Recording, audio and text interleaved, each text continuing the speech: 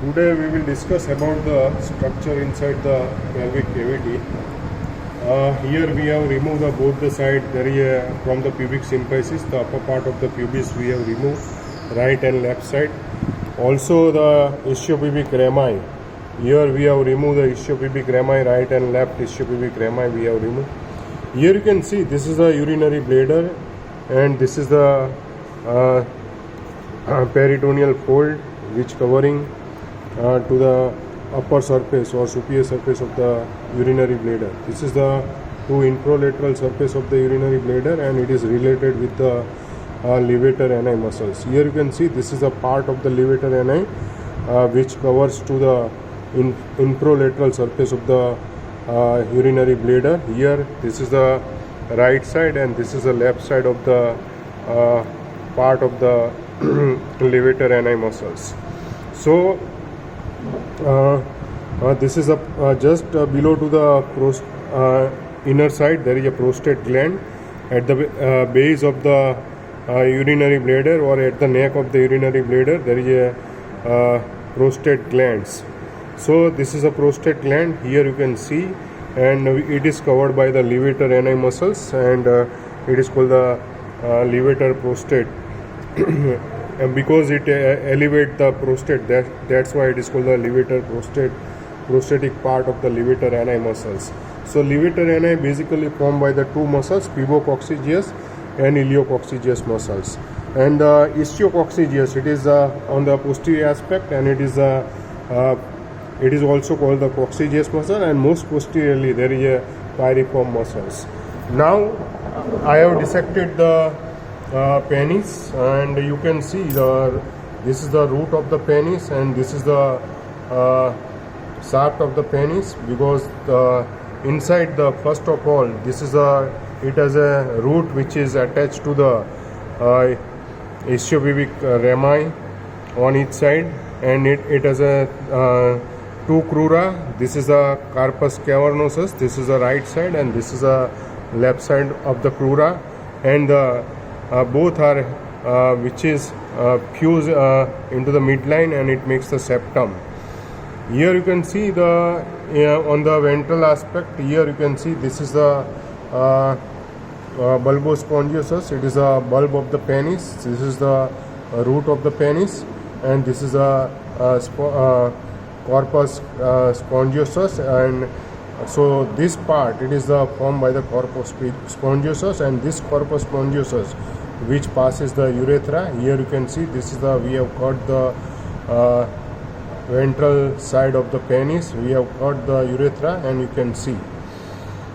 So the penis, which is basically formed by the corpus spongiosus and the two crura, and it is called the carpus cavernosus, and we have got the carpus cavernosus, and inside here you can see this is a one-sided. We have got it, and I will introduce this rod inside the carpus cavernosus, and it is passes the deep artery of the penis, and this passes the deep artery of penis, and this pinkish color around, it is a cavernous part of the, and the white color, it is the surrounding part of the carpus, fibrous part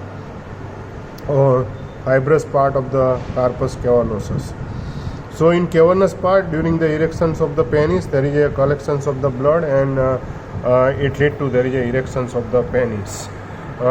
Here you can see this is the first vein. It is the midline vein. This vein, it is called the dorsal vein of the superficial dorsal vein of the penis. Superficial dorsal vein of the penis at the near to the midline, it is either inclinated right or left side. Here it is inclinated on the right side, and it is goes this is the superficial dorsal vein of the penis. This is the right side dorsal nerve of the penis. This is the right dorsal artery, deep dorsal artery of the penis. This is the superficial vein, and this is the deep dorsal vein of the penis. Both the vein, superficial and deep dorsal vein, it is unpaired. Here you can see this is the left side deep dorsal artery of the penis, and this is the left side dorsal nerve of the penis. So these are the structure you can see into the dorsum of the penis, and here you can see there are three muscles which is covering to the penis. This is a corpus spongiosum, and it is here it is called the bulb of the penis, and it is covered by the muscle. This is the muscles which is covered by the on the left as well as on the right side by the muscle. It is called the bulbospongiosus. And here you can see the muscles which is coming from the ischiopubic rami, and which is goes to the, this is the muscles which is covered to the cross of the ischiocavernosus. Here you can see these muscles which is goes from the ischiopubic rami, and it is inserted inside covering to the cross of the ischiocavernosus. This is the left side, and here you can see this is the right side of the ischiocavernosus muscles. This muscle which is the right side of the ischiocavernosus muscles, and which is covered to the right ischiocavernosus, cross of the right ischiocavernosus. This is the right side cross of the ischiocavernosus. So these are the right and left ischiocavernosus, and these are the right and left bulbospongiosus. These are the muscles, as well as here you can see there is a one muscles, very thin muscles. This is the superficial transverse perini. This is the right side of the superficial transverse perini muscles, and this is the nerve to the bulb. Here you can see this is a nerve to the bulb which supplies to the it is a branch of the perineal nerve. On the left side we have got the ischial tuberosity. That's why the superficial transverse perini, which is comparatively detached. Here this fiber, it is a fiber of the superficial transverse perini, but you cannot see properly because of the we have dissected. It is detached from the ischial tuberosity. Here you can see this is the here you can see this is the my forceps which is goes inside the anal canal, and you can see this nerve. It is a inferior rectal nerve. It is a branch of the first branch of the interpudendal nerve. Here along with it there is a content. It is a inferior rectal vessels, vein and arteries. Both are the this nerve, it is a branch of interpudendal nerve, and artery, it is a branch of interpudendal artery, and vein, it is a interpudendal valve. Nerve is a branch of the, here you can see this branch, inferior rectal, it is a branch of pudendal nerve, and this is a perineal branch. Here you can see this perineal branch at it gives the, along with its it is a continuous, and it becomes continuous as a posterior scrotal nerves, and it is a two posterior scrotal nerve. And here you can see this is a posterior scrotal artery. This is a posterior scrotal artery. This is a left side posterior scrotal artery and nerve, and along with it there is a vein. This is a vein. On the right side, here you can see this is a nerve. Here you can see this is a perineal nerve, and this is a posterior scrotal vessels, vein and artery, and this is a vein. So nerve always it is a continuation of the perineal nerve, and perineal nerve it is a branch of pudendal nerve, and nerve normally posterior scrotal nerve are two in numbers, while the artery and vein are the single in nerve. So this is a posterior scrotal vessels and nerves. These are the structure you have to remember, also pierced to the perineal membrane. Here you can see this is the ischiorectal fossa. This portion, it is the ischiorectal fossa, and I will show you the another thing.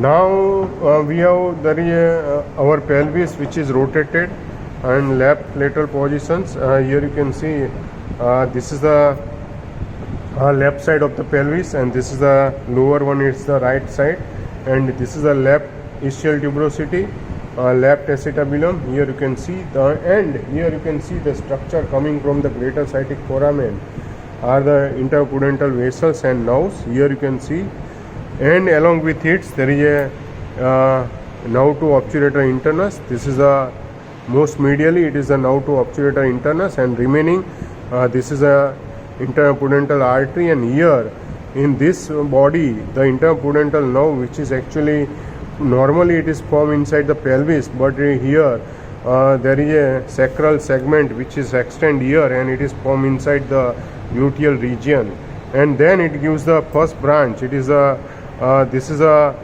first branch. It is a inferior rectal nerve. This is an inferior rectal nerve. Along with it there is a inferior rectal vessels, and this is the we already discussed. It is a perineal branch, and it becomes continuous as a posterior scrotal vessels. This is the left side neurovascular bundles. So this is a perineal nerve. It is the terminal branch of the pudendal nerve, one of the larger terminal branch of the pudendal nerve, and it is gives the two posterior scrotal nerves, and it also gives the muscles of the urogenital diaphragm. Mainly it supplies to the superficial transverse perineal, deep transverse perineal. Here you can see this is the muscles. This is the muscles which is the ischiocavernosus, bulbospongiosus, also superficial transverse perineal. Here it is detached because of the fascia. We have got the ischial tuberosity. So this is a superficial transverse perineal. Here there is a deep transverse perineal, and this in between the superficial transverse perineal and deep transverse perineal there is a neurovascular bundles. It is the deep dorsal nerve of the penis, deep dorsal artery of the penis, which is, and vein which is passes inside the deep perineal pouch, and this extension outside the levator ani muscles, this extension it is a this is a obturator fascia, and it covers to the pudental canal. Here you can see, and this is a medial to it. It is a ischiorectal fossa.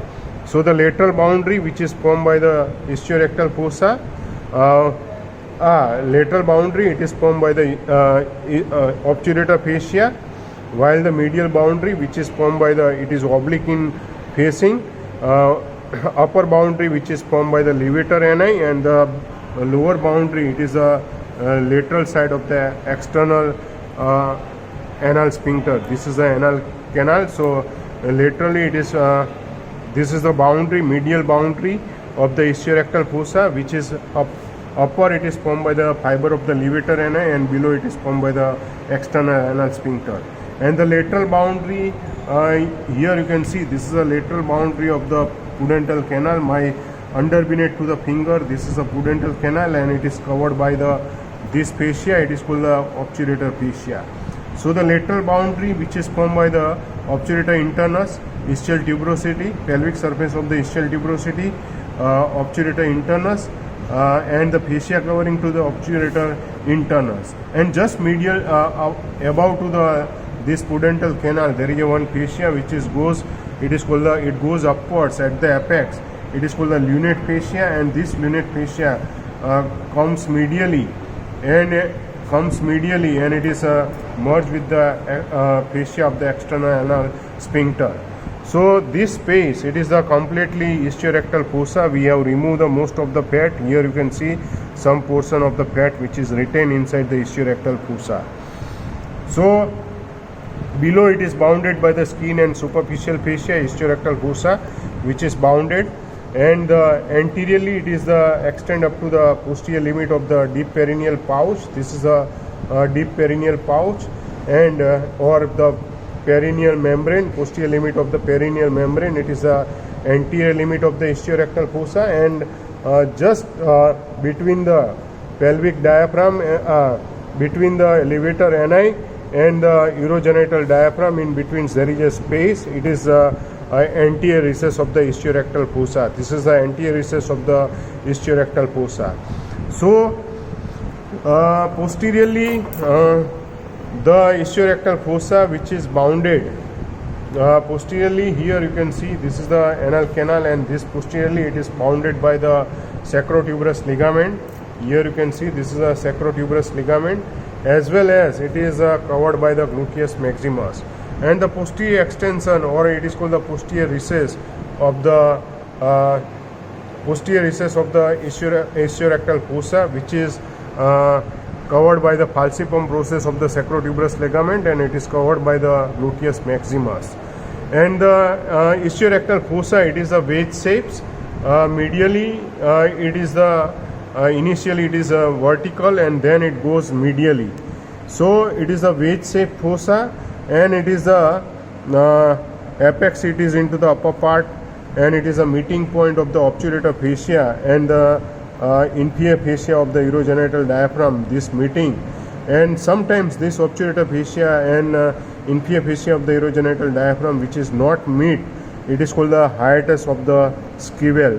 Here you can see this, both the fascia, this levator ani inferiorly, which is covered by the inferior fascia of the pelvic fascia, and the obturator fascia, which is not united, and it makes the it is called the hiatus scavel, and there is a pelvic organ which is herniated. Also, hope you will enjoy all the structures of the penis as well as the urinary bladder and levator ani muscles, and the boundary of the ischiorectal fossa, and the formations of the carpus spongiosus and ischiocavernosus. And thank you for the thank you